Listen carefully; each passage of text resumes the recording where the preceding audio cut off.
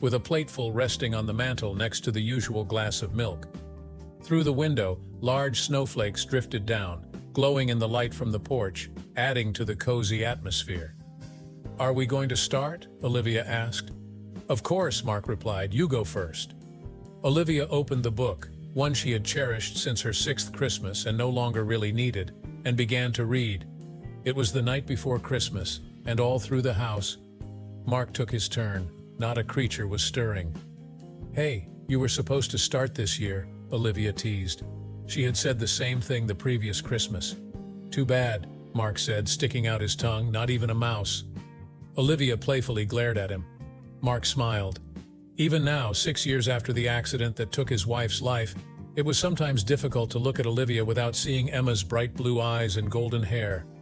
It was hard not to remember that Olivia didn't particularly like the nickname that Emma had given her. Olivia continued. The stockings were hung by the chimney with care, in hopes that St. Nicholas soon would be there. Mark watched as Olivia turned her head to gaze out the window at the snow. Even in this snow-prone part of New Hampshire, this was considered a heavy storm. Olivia's head slowly turned toward the fireplace. "Don't worry, Santa won't let a little snow stop him. It's snowing pretty hard, Dad. Not too hard for reindeer, sweetie. That's good. I had a dream about Santa last night, and he told me he was going to bring me what I asked for. I hope you didn't ask for anything that wasn't in your letter," Mark said. "Sort of," she replied with a sly grin. "I wished for a mom." "Me too, Pumpkin. I know it won't be the same, but I think we could use another one, don't you?" "Don't say you know, Olivia," Mark said. "Santa Claus doesn't usually bring people on his trips. It would be awfully cold in his sleigh." "He told me he would," Olivia insisted. "Don't you like girls, Daddy?" Mark chuckled. "Of course I like girls. I married your mom, didn't I? And we had you. Did you go on dates and stuff?" Sure.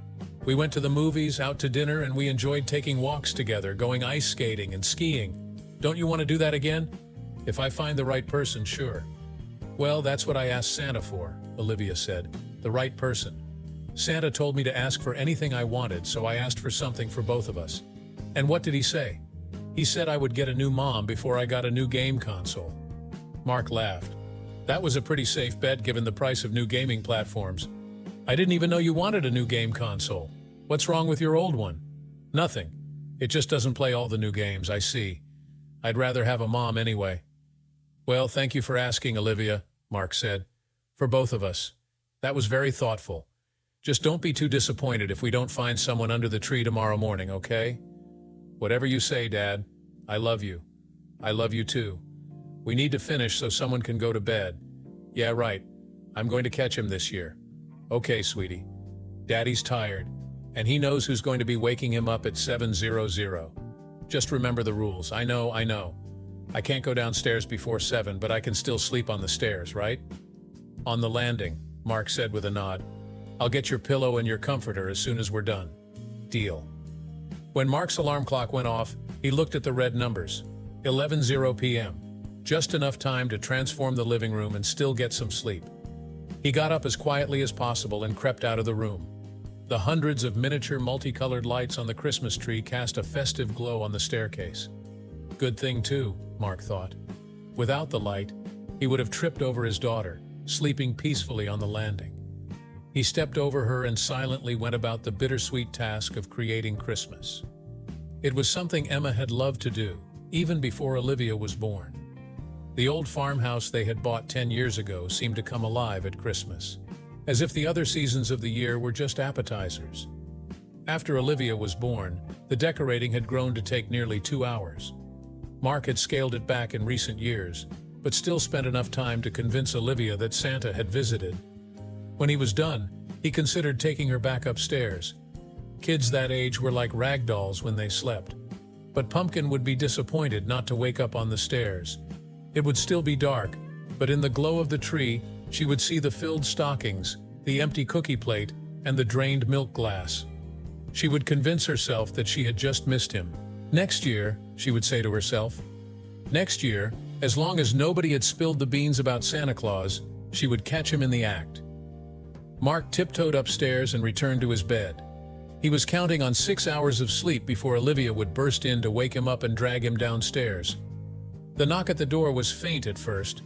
Olivia wasn't sure how long it had been going on before it finally woke her up. It grew louder and more frantic, turning into more of a banging until she clearly heard a woman's voice on the other side of the door. She glanced upstairs, wondering whether to wake her father. On one hand, that usually took a lot of shaking. Dad was a heavy sleeper. On the other hand, there was the Christmas Day rule. She could go to the bottom step, but no further until Dad was up and ready. She went to the bottom step. A quick glance at the tree brought a frown to her face. She had obviously missed him again. "Oh, please," the woman said again, her voice cracking as she gave the door one final knock. Olivia decided that the woman's obvious distress warranted an exception to the rule. She walked over and pulled the door open a foot. The woman had turned around to stare at the snowstorm and hadn't heard the door open. She was wearing a short parka and apparently not much else. Her long blonde hair whipped back and forth in the wind. Her bare legs were covered in goosebumps. She was wearing high heels that added 4 inches to her height. "Hello?" The woman whipped around. She was clearly exhausted and had been crying. "Oh, thank God," she said. "My car skidded into the ditch in front of your house and my cell doesn't work here. Could I, use your phone, please?" Olivia's eyes traveled up and down the woman. "You forgot your pants," she finally pointed out. "Yeah," the woman said. "I am a little cold standing here, sweetie. Maybe you should have worn pants.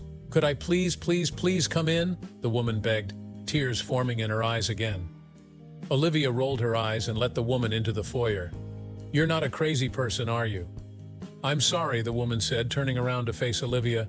She had been staring at the tree. Olivia shrugged. "You're not wearing pants, your phone doesn't work, and you crashed your car. What's your name?" "My name's Hannah. What's yours?" "Olivia." "Hi, Olivia. I'm Hannah. It's a long story." "Olivia, could you tell me where the phone is?" "In the kitchen, on the wall."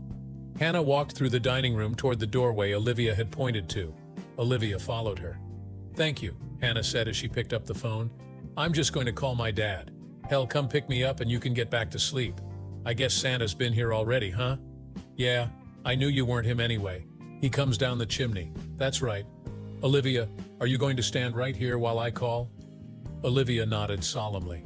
Hannah dialed the number as Olivia watched. The phone rang several times before the answering machine picked up. "Dad?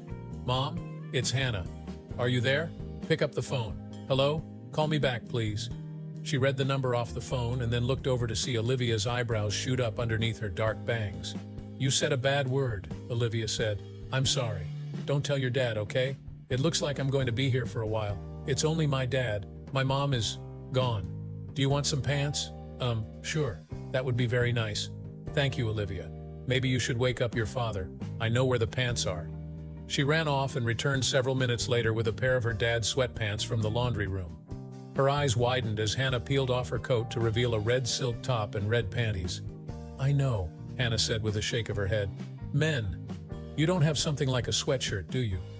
Olivia rolled her eyes again. Several minutes later, she had Hannah properly and warmly dressed. "You don't need to stay up any longer, Olivia. Why don't you go back to bed?" Olivia looked at her sternly. "You don't want to leave me here wandering around your house, do you?" Olivia slowly shook her head from side to side. "Let me try my mom's cell phone, okay? Maybe she has it near her bed and I can wake her up." She dialed the number. "Mom, it's Hannah. Thank God I got you. I'm stuck out here on Maple Avenue." "Maple Avenue," Olivia repeated. "Anyway, you what?" Hannah's body seemed to sag as she listened to her mom talk. "Yeah, sure, but She listened some more. "John had someone else with him when he came home." "Yeah, look, I know you never liked him." "Oh, you did not. And you were right. So when will you guys be home? The 12th? Are you serious?" "Okay. No, I have an audition on the 5th. I'll see you guys in a while." "No, I'll be fine. As soon as this storm is over, I'll find a motel. Then I'll head back and stay with Susan or something. Have a great time." "Okay. Love to, Dad." Hannah hung up the phone and slumped into a kitchen chair. After a few moments, she looked over at Olivia. "I guess I'll be sleeping here tonight if that's okay with you?" "Sure," Olivia said. "You can share my bed. We only have 2 bedrooms that have heat. Come on." One of the benefits of living in an old farmhouse with a long driveway was that Mark seldom felt the need to close the red and white checked curtains that Emma had picked for their bedroom. Blinking his eyes open, he watched the big flakes of snow that were falling at a 45-degree angle outside the window. It took him only a moment to realize that it was well past dawn. and that he had awakened on his own. Mark got up and pulled on his bathrobe, fully expecting to find Pumpkin still asleep on the bottom step. She was not there, however, nor was she downstairs looking at her presents. He returned upstairs 2 steps at a time. "Pumpkin?" he asked through the closed door to her bedroom. He knocked lightly on the door and began to reach for the knob. His daughter appeared at the door, her eyes still heavy with sleep. "Shh," she said, putting a finger to her lips and quietly closing the door behind her. "You'll wake up, Hannah." Mark smiled indulgently. It was the smile of a rural single parent used to his only child's imaginary friends. He winked at Olivia and tiptoed downstairs with her hand in his. "How about some Christmas music?" he asked when they reached the living room. "Dad, that'll wake Hannah up for sure." "Okay," Mark said after a brief pause. "Shall we start with our stockings? Without Hannah?" "Of course not, sweetie. Tell me something. Did you and Hannah stay up late last night?" "Not that late. She was pretty tired when she got here." "I see. So, how about we have some breakfast?" "Sure," Olivia said. "Maybe then she'll wake up." Mark stopped abruptly in the dining room and Olivia ran into him. "Dad? Honey, whose coat is that?" "Hannah's. And those are her shoes, the high heels there." "Yeah. Other than that, she was just wearing this weird-looking underwear. I was afraid she might be some kind of crazy person." "Olivia, you know I don't like you using that word." "I didn't call her a crazy person," Olivia said.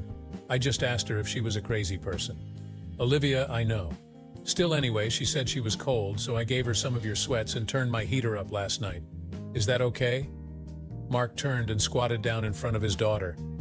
"Olivia, is the woman who left this coat and these shoes here sleeping in your room? Was that bad?" "After we were in bed, she said she'd sleep on the couch, but I told her we weren't allowed downstairs before 7. Plus, I was sort of afraid she might steal my presents. Daddy's just going to look in on Hannah, okay, sweetie? Why don't you go get yourself some juice, okay? Make sure you're quiet." Mark pushed open the door and was met with a blast of hot air. The small electric heater his daughter used to supplement the house's poor heating system had evidently been running for a while. As a result, the woman in his daughter's bed had kicked off the bed covers and was lying dressed only in a red nightgown and red panties. Her sweats were on the floor beside the bed. He should have stepped back and knocked on the door, but she was facing away from him on her side, and he was caught by the way her long blonde hair was spread out on the pillow. He watched the effect of her rhythmic breathing on her slender figure. His eyes lingered on her creamy white skin. And then there were those legs, those long legs that stretched out the length of the bed, long legs that moved with sensuous slowness as they straightened and twisted toward him as he stood there watching, long legs that suddenly disappeared beneath the comforter as the young woman yanked it up. "Mr. Sullivan?" It was a shriek of embarrassment and stunned recognition.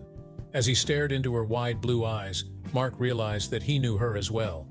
"Hannah Grant? Oh my God, this is your house? Oh my God, I'm sorry.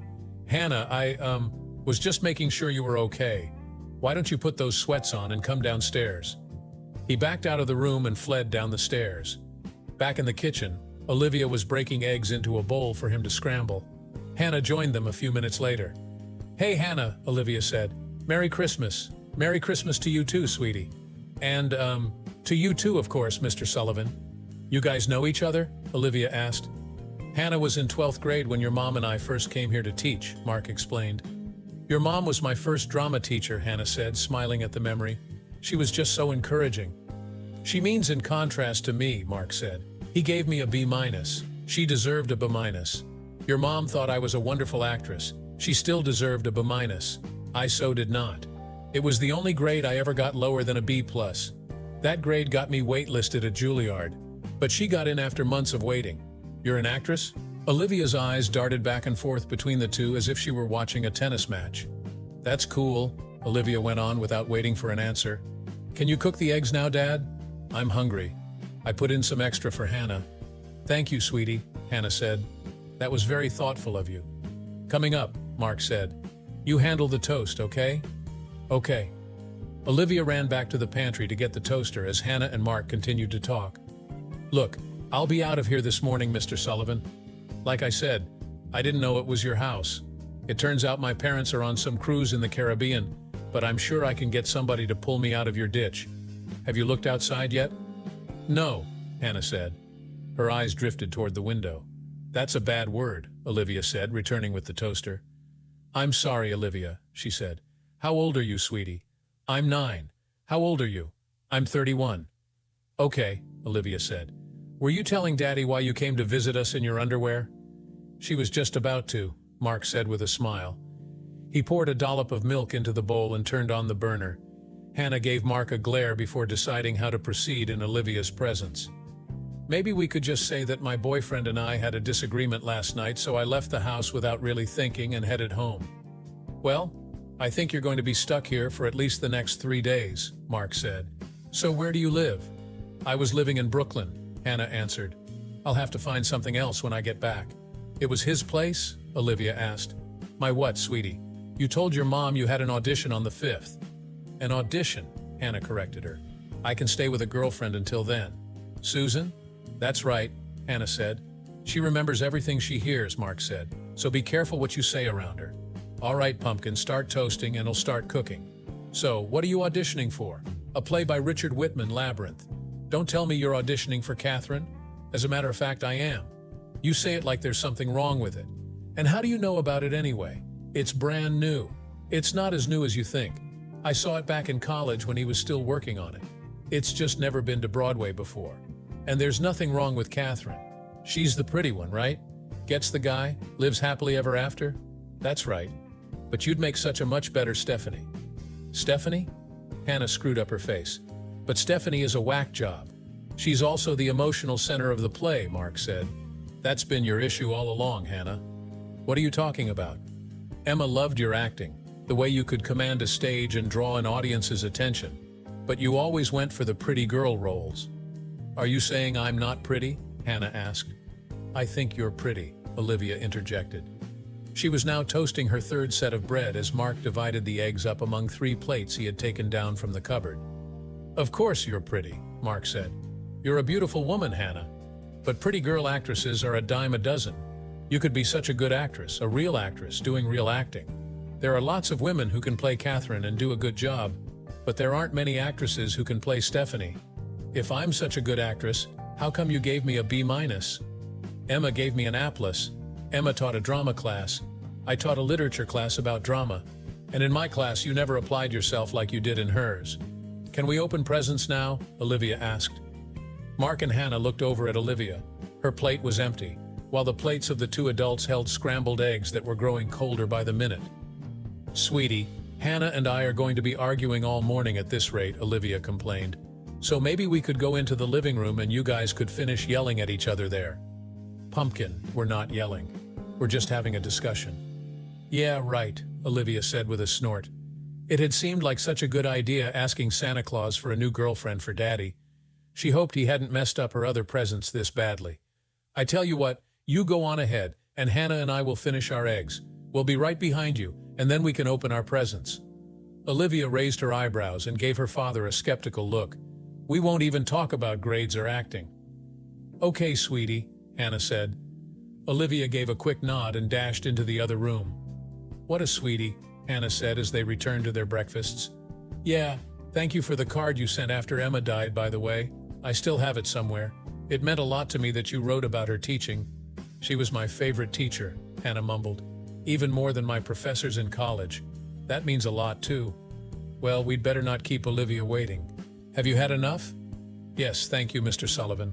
I think you can call me Mark now, Hannah. Shall we? See if Olivia has managed to keep from opening the presents?" The Sullivan family Christmas presents took no more than 15 minutes from beginning to end.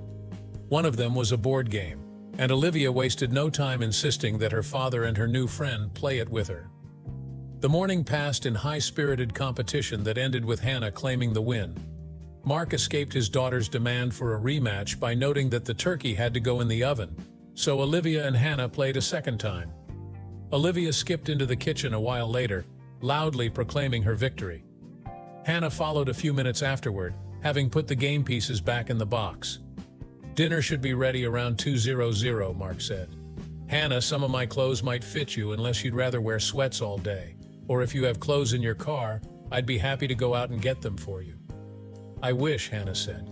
"Maybe if you have some jeans or something, that would be great, Mark. Actually, I'd like to run out to my car and get my script since it looks like I'm going to be trapped here for a few days anyway." "Yay!" Olivia cheered. "Because you're a what?" Hannah said. "Are you afraid of the words, 304? Olivia said. "Maybe you'd feel more comfortable with a woman of loose morals." Olivia giggled as she watched her father read from the script that he and Hannah shared. "Okay," Mark said. "Time for a break and time for you to go to your bedroom, Pumpkin, and watch one of your new DVDs." "But I want to watch you guys," Olivia protested. "I know, sweetie, but it's an adult play, and Hannah and I need to talk." "Talk?" Olivia said with an exaggerated sigh. She stomped off upstairs without any intention of putting the DVD into her portable player. "Do you want some water?" Hannah offered. "Thanks, that would be great. And thank you so much again for reading with me. It's so much better with somebody else. And you sure are getting into Stephanie. I can't believe you would prefer to be Catherine. Stephanie is so much better of a role. I know that, but I've never done anything like Stephanie." "I know," Mark said with as much gentleness as he could. "Maybe it's time for you to try, though. You'd like that, wouldn't you?" Hannah nearly spat the words at Mark.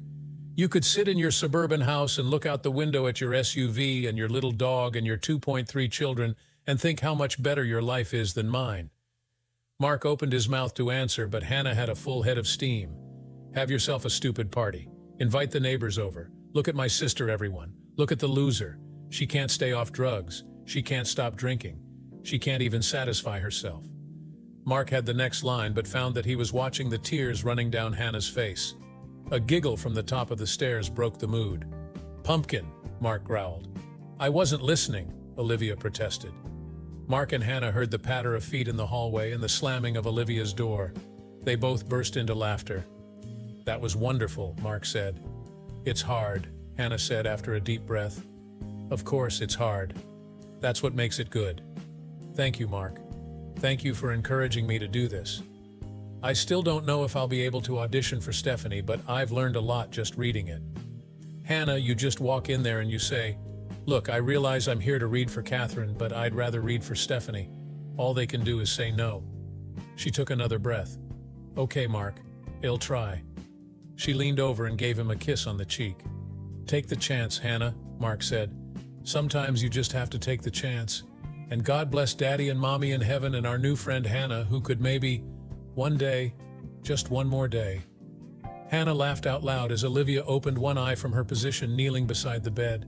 "It's been 4 days already," she said. 2 days after Christmas, just when it looked as if the county would be arriving any minute to clear the road, the next storm had dumped another 1.5 feet of snow. "Don't you want your bed back, sweetie? I feel bad making you share with me for another night. You would stay longer if you and Daddy didn't spend all day arguing," Olivia pouted. Hannah laughed again. "You know perfectly well that it's a play, Olivia. The characters in the play do a lot of arguing. All I know is for the first 2 days, Dad did most of the yelling, and then you switched and you started yelling. Sweetie, I was planning on reading for the part of Catherine, who doesn't yell much. So when we started reading, your father did most of the yelling. But he sort of convinced me to try out for the part of Stephanie, who yells a lot, so we switched parts halfway through." "So you're not mad at Dad?" "Oh no," Hannah said, a gleam in her eyes. She knew that Olivia wouldn't understand. "Not at all. And Daddy's not mad at you?" "I hope not, sweetie," Hannah said, a smile flitting over her face. "That would make for a most unpleasant night. Ready for bed?" "You bet." "Good night, Hannah." "Good night, Olivia." Hannah heard Mark go to bed half an hour later. She waited another half hour before slowly pushing herself off of Olivia's bed. The little girl was in a deep sleep, a smile on her lips. It was her father's smile, that crooked grin that she had become very fond of over the last few days. It was a smile that she hoped to see again in just a few minutes. She would do without the high heels. It was much easier to tiptoe barefoot on the soft pine floor. The heels were still downstairs anyway. She crept out of the room and pulled the door closed behind her. The door to Mark's room was ajar, and Hannah eased it open. The light of a crescent moon illuminated the figure on the bed. Mark was sleeping on his back. He had built up the fire in the wood stove before he came up, and the heat in the living room below poured up through the grate in the floor, so he had no need for the heavy quilt at the bottom of his bed. Instead, his body was outlined underneath only a flannel sheet. With exquisite care, Hannah leaned over and pulled it down. Her former teacher was sleeping in a pair of loose-fitting pajama bottoms and looked enticing in the moonlight. She put one knee on the bed and stopped, her heart beating wildly as Mark mumbled and shifted his position. Finally, he stopped. Hannah climbed onto the bed, lifting her other leg to straddle Mark's calves. Sometimes, she thought to herself, you have to take the chance. She leaned forward and kissed him softly on the tip of the chin, and then again on his shoulder. He didn't move, and she began to kiss him. "Emma," Mark's moan startled her. She hadn't even realized that his fingers were entwined in her hair. Was it good or bad that he was dreaming about his late wife? Was he going to be angry when he woke up and found that it was her? She kept kissing his neck, but the patience he had shown with her over the last 4 days, his careful efforts to help her look deep within the wannabe starlet and awaken the real actress inside, demanded that she take no less time with him. She tried to get closer to him. When she heard Hannah, a thrill coursed through her body. Mark's voice was still heavy with sleep. He was dreaming about her now. Hannah. She opened her eyes and she could tell from his voice that he was awake. She looked up at him. Had she fallen asleep? Had she fainted? Her eyes held his, waiting for him to chastise her, to express his shock, to order her out of his house. He looked at her for what seemed forever. Her stomach was fluttering again, and her breaths were coming quickly. "I want to be close to you," he finally said. It was perfect. She felt faint again. She lay her head against his thigh and just let herself feel. Mark reached down and grabbed hold of her shoulders. "Come here, love," he said, giving her a gentle tug. She looked up at him with a smile. Flurries were swirling around the late 90s Subaru Outback headed south on the New York State Thruway over the school's Easter weekend at the end of March. "Are we there yet? Has the car stopped?" "No." "Then we're probably not there yet," Mark said. He looked over at Olivia in the passenger seat. "Only another half hour, sweetie, and then we go to the play. First we go to a party. Uncle Dave always has a party before his plays. But Hannah will be there for a little while, then she'll have to go get ready." "Where's the party?" "At Juilliard, where Hannah went to college, where she was waitlisted," Mark said with a laugh. "Yes, it means that they haven't decided about whether to let you in or not. In her case, she did get in, even though you gave her a bad grade." "Well, I did make a phone call for her," Mark said, looking over and giving Olivia a wink. "Your grandpa knew a guy in the admissions office, so I let him know that I didn't think the grade really reflected her potential." "That was nice of you, Dad." "Your daddy can be nice, you know. Look, you can see New York, see the skyscrapers." "Wow, I don't believe it." The tall, bearded man in the jacket and dark turtleneck stared at the couple walking toward him. The younger of the two broke free and ran toward him. "Uncle Dave! Pumpkin!" He bent down and caught her as she threw her arms around his neck. "Hello, David." Mark approached at a much more sedate pace. "I can't believe you're here. I thought I'd given up sending you invitations since you never came anymore." "After you did, take me off your list," Mark assured him as they embraced. "I got an invitation from your star tonight." "Sylvia?" "Sylvia is not your star," Mark scoffed. Dave smiled. "Well, she does have top billing," he said. "You know Hannah. She was one of my first students. Emma, too. Is she here yet?" "Not yet, no." "Well, that explains a lot. You wouldn't believe her audition. Her agent puts her up for Catherine, and she comes in looking gorgeous, and I look up and look back down, and then she says, 'Mr. Whitman, I'd like to read for the part of Stephanie.'" Mark smiled. "And she had it?" Dave said. "Right then. She had that quality in her voice. I didn't even need to hear her read the part. But once she did, it was even better." "Of course, Hannah and Dad yelled at each other all Christmas," Olivia piped up. "Did they?" Dave asked. "Your daddy was the first director of this play when we were in college together." "Oops, my mistake. There she is over there." Mark watched Olivia take off again. He desperately wanted to follow. He and Hannah had talked a few times since she left, and he had been the first one she had called when she learned she had gotten the role. But he didn't want to look desperate. "That's not Sylvia she's with, is it?" he asked Dave. No, that's her understudy, Allie Wadsworth." Mark nodded. "You took a chance casting Hannah. The other woman is a more typical Stephanie. She's got a sort of edge to her. The poor woman seems to despise life. That's Hannah's only problem. Too damn happy. I asked Allie to be my picador tonight." "Your picador?" "You know, the guy who sticks the bull before the matador takes over. Allie is supposed to give Hannah a little go tonight. She was doing a good job." In the last 3 minutes, she had managed to suggest, without being overtly offensive, that the only reason Hannah had gotten the job was that she had slept with the play's producer. Hannah was quietly fuming, searching her brain for a snappy retort when she heard Olivia's yell. She knelt down to accept Olivia's embrace. She looked up to see Mark. Not wanting to appear desperate herself, she decided not to run over there. Instead, she introduced Olivia to Allie and explained how they had met. "And that's your father over there?" Allie asked. "Talking to Mr. Whitman?" "Uncle Dave," Olivia said. "Your uncle?" Allie asked with malicious glee. "Not really my uncle," Olivia explained solemnly. The malicious glee in Alice's voice had gone completely over her head. "He and Dad went to school together." "Well, that explains a lot," Allie said. "What are you talking about?" Hannah was getting angry now. "Somebody made a phone call, that's all."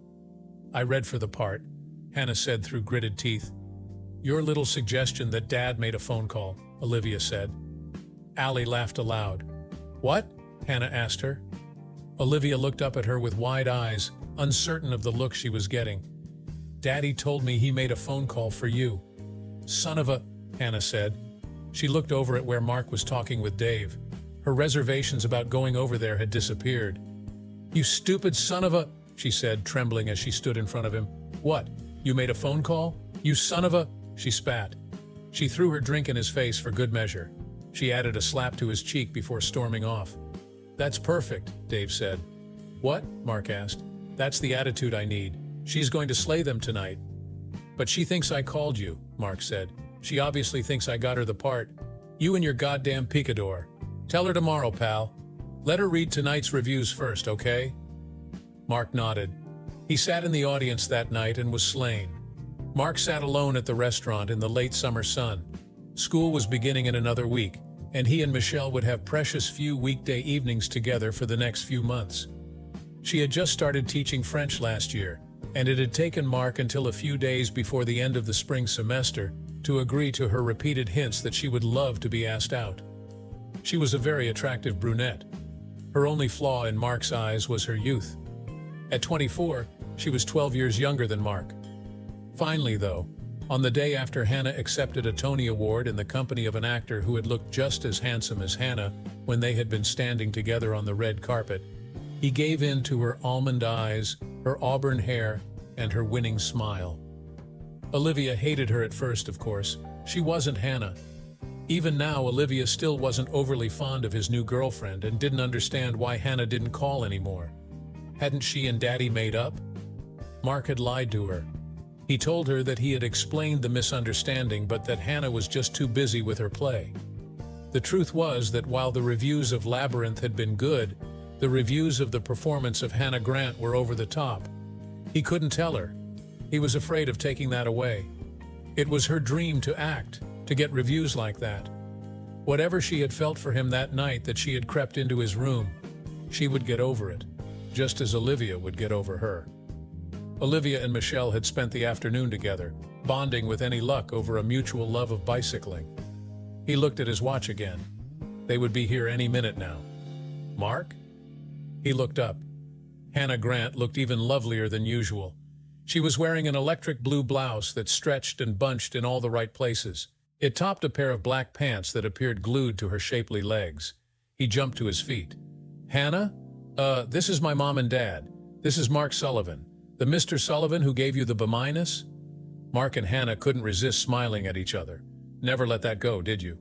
"I never did, even though I called Juilliard and explained it." "You called them?" "Sure. And that was the only phone call I've ever made." Hannah's mouth dropped open. Oh God, of course it was. That was the phone call Olivia was talking about. "Claire," Mrs. Grant said with disapproval. Hannah turned to Mark and rolled her eyes out of her parents' sight. "Dave told me last week that you hadn't called him to lobby for me getting the part the minute after I left the play last weekend. Why didn't you tell me?" Mark shook his head. "You were too good. You got a Tony Award. I couldn't." He could see tears welling in Hannah's eyes. "Hannah!" Olivia's shout caught the attention of every other customer in the restaurant. She was standing at the door, holding Michelle's hand. At Olivia's insistence, all 6 of them had dinner together. It was as uncomfortable an evening as he could remember. At the end, Hannah went home with her parents. He went home with Olivia, and Michelle went home by herself. "Did you have fun?" Mark asked Olivia. She nodded vigorously. For her late October birthday, she had asked to be allowed to spend an entire week alone with Emma's parents down in Westchester County. He had driven her down there on Friday afternoon, and they had driven her back on Sunday. They had just driven off after an early supper and left Olivia and Mark alone. It was great. We went into New York and rode a ferry and went to the zoo and... She stopped abruptly, her eyes wide. "Honey, you can tell me," Mark said. "You went to Hannah's show, didn't you?" Olivia nodded again, much more slowly. Hannah Grant was the star of a brand new musical, Stepsister, which had opened to rave reviews a month earlier. "You're not upset, sweetie?" "Of course not. I was the one who called her to get the tickets for you. She's our friend. Was it good?" More nodding followed. "Oh, Dad, it was so good." The words rushed from her mouth. "She plays Cinderella's stepsister and she sings and dances and everything. We got to go back to her dressing room and see her costumes. And Grandma and Grandpa thought she was great. And we talked about it and sang the songs all the way back home." "So, did Michelle come over?" It was such an abrupt change that it took him a second to answer. "We decided to see other people, Pumpkin. She thinks I like somebody else." Michelle had been waiting for him when he got back on Friday, dressed in a white nightie that was transparent enough to hide none of her young charms. "It's been months," she moaned as he peeled it over her head. They were in each other's embrace, and after a minute she pushed herself off. "This isn't going to work," she said. "It's not? You're just really not into me, are you?" "I am," Mark protested. "I've been thinking about getting together with you for a month now, ever since I knew Olivia would be away." He reached for her again, and she stepped back off the bed. "Michelle, what's bothering you?" "You want to know what's bothering me? It's your actress friend Hannah. I saw the way you guys were looking at each other at that restaurant. Michelle, that was 2 months ago. And you haven't spoken to her since?" "Well, no. I called her to get tickets for Olivia and Emma's parents to go to her new show." "You couldn't just buy them off the internet?" "Michelle, what's wrong? You're in love, Mark, and not with me. And God knows I've screwed plenty of guys that I knew didn't really love me, but not any who I knew loved another woman." Mark was dumbfounded. By now, Hannah was a lovely memory, not to mention a wonderful fantasy. But the woman was a Broadway star, dating who knew what athlete or actor. But he was aware that the moment to protest that, no, of course he wasn't in love with Hannah Grant, had already passed. Michelle began pulling on the clothes she had brought with her. "Michelle, spare me, Mark. Spare both of us. I had a good time over the summer. What with school and your daughter and everything, we both knew it would be tough to keep it going this fall. Your actress friend is still there in your mind. I hope she's there for you in real life too. You should ask her, you know. I saw the way she looked at you." "That's silly," Mark protested. Michelle shrugged. "So was that story of her showing up at your house last Christmas, Mark. But it was true, right?" She had finished dressing and was out the door with a quick kiss on his cheek. The memory was fading already. "I'm sorry, Daddy," Olivia said, interrupting his thoughts. "I know you liked her. That's okay, Pumpkin. She just wasn't the right girl. So, who do you like?" Mark smiled at his daughter. "Nobody, Olivia. Do you like Hannah?" Mark felt himself blushing, something he hadn't done in a long time. "Of course I do, sweetie. She's our friend. I'm glad you had a good time. It was wonderful, only what?" "We met her boyfriend," Olivia said. "Hannah's boyfriend?" Mark said. He felt a shiver run through him. "Yeah, he's nice. He's got like $1 kabillion or whatever and his own plane. He does some kind of investments." "Investments?" "Yeah. Anyway, he really likes Hannah. Well, of course, she's a wonderful person. I wish you were her boyfriend, Daddy." "I guess I'm just not the right guy for her," Mark said with a sad smile. "Now someone needs to get ready for bed because someone has school tomorrow morning." Olivia threw her arms around his neck. "Thank you for my birthday present, Daddy," she whispered. "You're welcome, Pumpkin." The snow returned in mid-December. Flurries were swirling outside the grocery store on the 20th as Mark and Olivia stood in line to buy the ingredients for their Christmas feast. "Daddy, look." Mark followed his daughter's pointing finger across the store but saw nothing that should have produced the horrified look on the little girl's face. "No, Dad, right here." She poked the tabloid on the stand directly in front of her. It wasn't the main headline, but a small picture of Hannah and a handsome man in the bottom right-hand corner of the cover, plastered with the headline, "Stepsister to Marry." Hannah's getting married? Olivia asked in a small, hesitant voice. I guess so, Mark said. Can we buy it, Dad? So I can read it in the car? Sure, Pumpkin. Olivia wasted no time finding the article. In truth, it was a mere squib in a gossip column that she found after she was buckled into her seat for the trip home. Nancy Adler, the publicist for stepsister star Hannah Grant, confirms that the Tony Award-winning actress plans to marry over the Christmas vacation. She's going to take a week off from the show for the honeymoon, Adler said. What can I say? She's in love. Neither Grant nor her boyfriend, financier Martin Cowan, was available for comment. The whirlwind romance has been the talk of Broadway for the last 2 months. I can't believe it, Olivia said. Why not, sweetie? She didn't tell us or anything, Olivia whined.